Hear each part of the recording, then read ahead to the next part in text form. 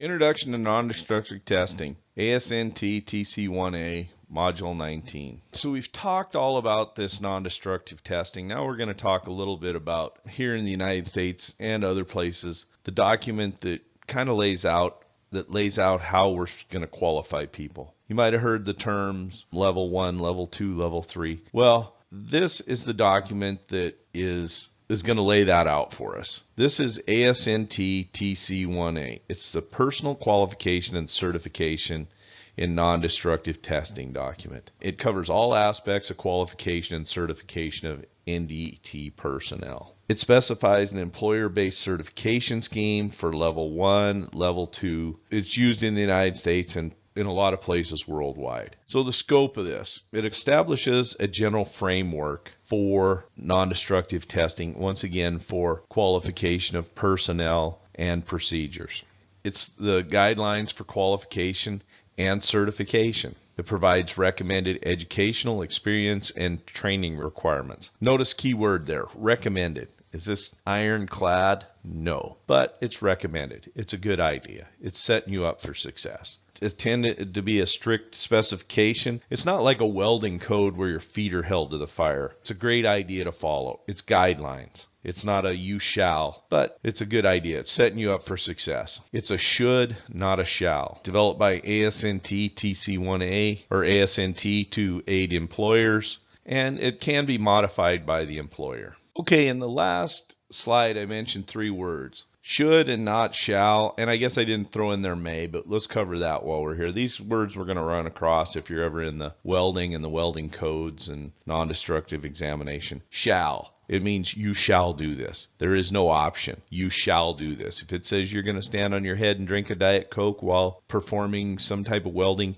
you will do that. Should, this is a good idea. It's listed in there as setting you up for success. Do you have to do it? No. But it makes good sense, and it's probably a good idea to follow this one. Unless you've really got a better way and you've got some reason backing up why you're not going to do this. May, if you see may in a welding code, you can do it, you don't do it, whatever. Nobody's probably going to lose their minds in regards to you either doing or not doing what it's a may. It's giving you some options. So shall, should, and may. So here's some more definitions. Education is not defined in ASNTTC1A. It can cover a lot of different things. So that tells you that you should probably be able to back up whatever it is you're doing so you can defend it. Training organized program to impart knowledge and skills. Experience. The term experience, NDT work activities under qualified supervision. So if it says experience, this is what it means. When it says training, it means an organized program to impart knowledge and skills. So if you go take training and whatever the training is fits into that, you're good. If your experience, it fits under this, you're good. Can you back it up? That is the key here. For welding and this type of stuff, can you back it up? That's the key. Qualification. It's a demonstrated knowledge of skill with documented training and experience. So when you get qualification, it says you have knowledge and skill and documented training and experience. Certification is a written testimony of the qualification. So you're backing it up. Okay, this person has this knowledge, this skill, and we have documented training and experience. We are going to give them certification. We are going to write this down. This is our written testimony that they have done the qualification. NDT methods that are covered by ASNT TC1A. We've got all the popular ones: mag particle, radiographic testing, neutron, radiographic, thermal, ultrasonic, visual, dye penetrant, mag particle, leak testing, eddy current, acoustic emission. There's a whole bunch of them in here. These are the NDT methods that are covered, and there might even be more. So qualification levels. We start out with the trainee. Must work with a certified individual, not qualification level. There is no qualification level called trainee. You're just a trainee and you're clocking in time.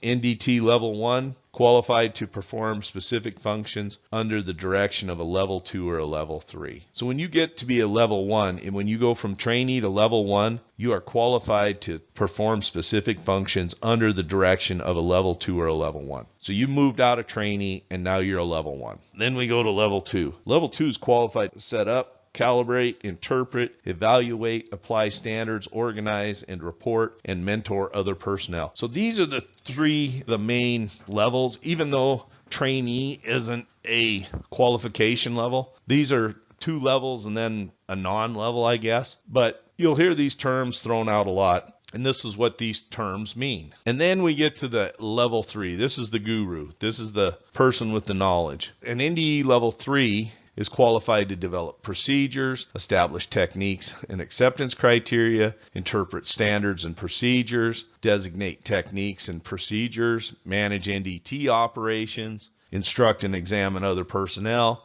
and demonstrate basic knowledge of other NDT methods. So if you're the level 3, there's a lot that falls on your plate, but you're the top of the pyramid. You're establishing the techniques and the acceptance criteria. You interpret the standards. You read through all the welding code books and the standards, and you say, this is what this means. And procedures. You're going to designate which techniques and procedures are used where. You're going to manage this stuff. So that's what a level 3 does. These levels may be subdivided by the employer. So if you've got an employer and they want to do it some other way, they can do that. So each company that's doing non-destructive testing should have a written practice. So what is a written practice? It's a document that shall be established by the employer. The employer shall have one of these. You can't just have a non-destructive testing program and not have a written practice. And then it should describe the responsibility level of each certification level for determining acceptance. So it should. This would be a good idea to have this written down, breaking out the different certification levels. It shall describe the training, experience, and examination required for each level. So you've got to go in there and tell everybody what training, experience, and examination that each level needs, and shall be approved by the employer's level 3. If you're going to do non-destructive testing, you either got to have a level 3 in your company or you rent one. Well, that's kind of a common practice where these guys are kind of hard to come by. So one guy will work for 3 or 4 different companies, or however that works. And it shall be maintained on file. You can't just have it written on the back of a napkin or in your head. It needs to be a written document, and it shall be maintained on file. You need to keep it around.